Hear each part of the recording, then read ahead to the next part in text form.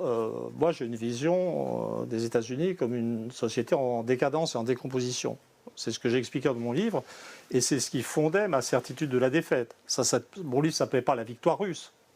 La Russie n'est pas intéressante dans mon livre, c'est la défaite de l'Occident.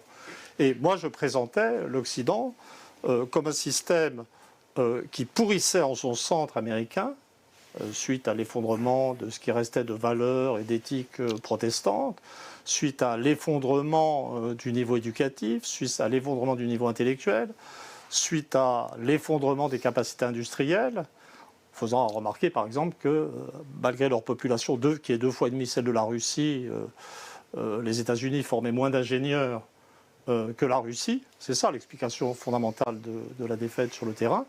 Et que ce système, dont la décomposition commence vers 1900, dans le milieu des années 60 en fait, c'est un truc très ancien, a été aspiré vers l'extérieur par l'effondrement du système soviétique. Et donc ça donne cette espèce de vague qui va vers la Russie, qui s'étend vers l'Ukraine, qui va provoquer la Russie, mais qui, je dirais, implose en son centre. Et je veux dire, avec cette vision de l'histoire, on est quand même ramené à cette idée fondamentale que la défaite est d'abord une défaite économique.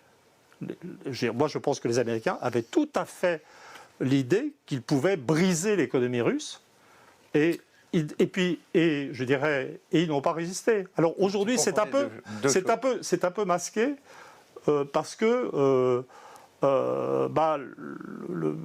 l'ascension de Trump et la posture de soumission habituelle des Européens et aussi une certaine habileté russe autorisent les États-Unis à faire comme si ça n'était pas eux qui avaient perdu la guerre. Eux, ils savent qu'ils ont perdu. Et d'ailleurs, ils l'admettent. C'est les Européens qui sont dans le déni. Non. Mais, et la preuve qu'ils l'ont perdu, c'est que c'est eux qui négocient avec les Russes. Donc si c'est eux qui négocient avec les Russes, c'est bien que c'était une guerre entre la Russie et les États-Unis.